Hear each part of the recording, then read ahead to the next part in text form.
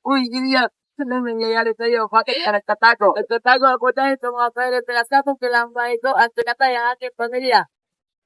Bakit ka nagpasya na tulungan ako? Nagpasya ako na tulungan siya dahil sa pagmamahal sa bayan. Nahanap sa kamahalan.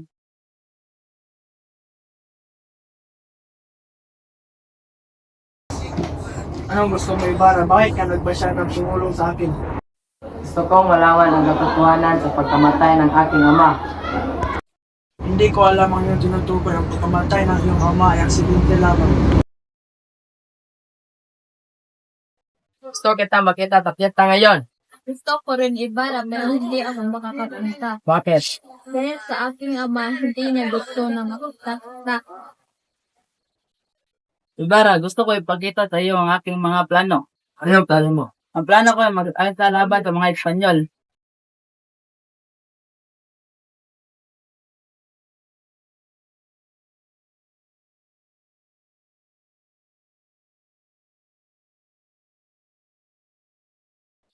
Ano ito?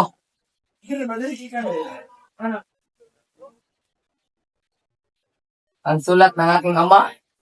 Ang pagkamatay ng aking ama ay hindi aksidente. Ang mga praile ang nagsabog ng kanyang bahay. Kayo, nagsabog sa bayan ng iyong ama.